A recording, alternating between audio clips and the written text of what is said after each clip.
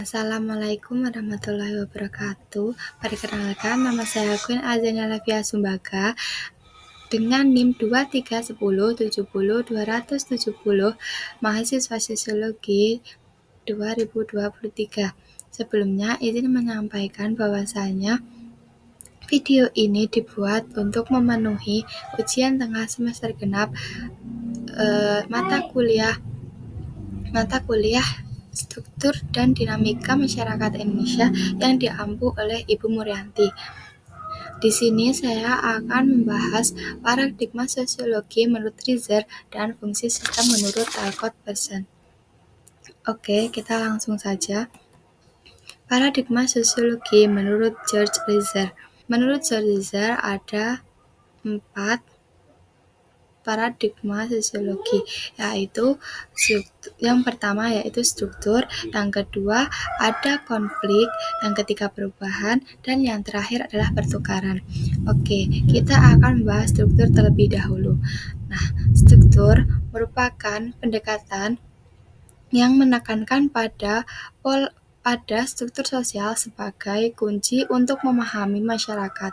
Analisis struktur sosial membantu dalam memahami bagaimana masyarakat diorganisasi dan bagaimana individu ditempatkan dalam kerangka sosial tersebut.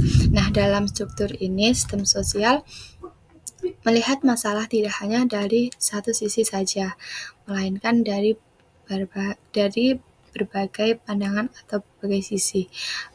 Selanjutnya, yaitu ada konflik. Nah, di mana pendekatan ini menyoroti peran konflik dalam membentuk masyarakat. Konflik dianggap sebagai bentuk dari ketidaksetaraan dalam distribusi sumber daya dan kekuasaan di masyarakat. Nah, dalam konflik ini, sistem sosial melihat masalah dari konflik atau pertentangan. Selanjutnya, ada perubahan. Nah, apa perubahan? Dalam perubahan ini, pendekatan ini menekankan pentingnya memahami proses perubahan dalam masyarakat. Perubahan sosial dapat terjadi di dalam berbagai bentuk seperti perubahan ekonomi, sosial, budaya, maupun teknologi. Nah, dalam perubahan ini terdapat dialektika yang bersifat tidak konsisten, ya, atau tidak tetap, yang mana akan selalu berubah-ubah, dan muncul tesa, antitesa, dan tesa baru.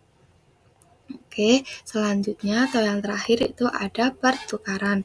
Nah, pertukaran ini, pendekatan ini berfokus pada pertukaran sosial antara individu-individu dalam masyarakat. Pertukaran sosial terjadi ketika individu memberikan atau menerima sesuatu sebagai imbalan atas apa yang diberikan atau diterima dari pihak lain. Nah, ketika kita melakukan sesuatu, pasti kita itu memiliki dorongan atau keinginan maupun tujuan yang dituju. Kita akan membahas fungsi sistem menurut Talcott Pearson. Nah, Talcott Pearson berkontribusi dalam pemikiran sosiologi struktur fungsional menggunakan konsep agil. Nah, konsep agil ini membantu untuk memahami bagaimana sistem sosial berfungsi dan beradaptasi dalam menghadapi lingkungan yang berubah.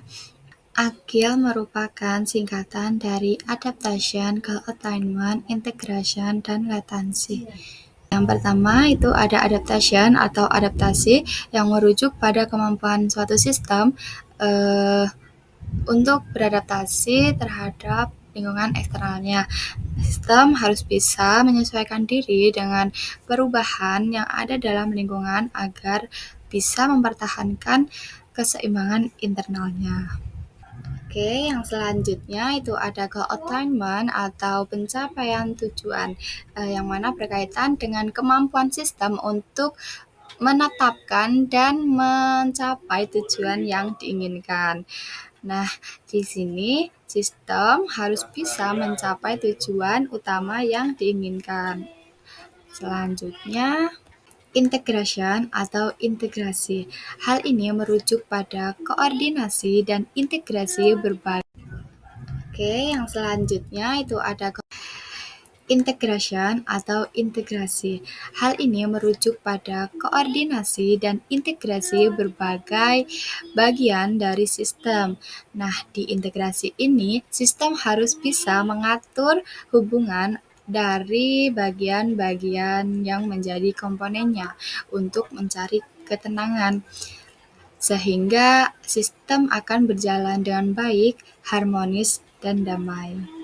Oke, yang terakhir itu adalah latensi atau pemeliharaan pola yang berkaitan dengan pemeliharaan dan reproduksi sistem dari waktu ke waktu. Hal ini mencakup aspek-aspek seperti sosialisasi individu ke dalam norma-norma dan nilai-nilai sosial, serta pengaturan kebutuhan dan motivasi individu yang mendukung fungsi-fungsi lain dari sistem. Nah, latensi ini memelihara dan memperbaiki dengan motivasi individu, pola-pola kultural, dan menopang inovasi yang mendukung fungsi lain dari sistem tersebut. Oke. Mungkin hanya ini yang bisa saya sampaikan, kurang dan lebihnya mohon dimaafkan. Semoga video ini dapat bermanfaat bagi kita semua. Terima kasih atas perhatiannya. Wassalamualaikum warahmatullahi wabarakatuh.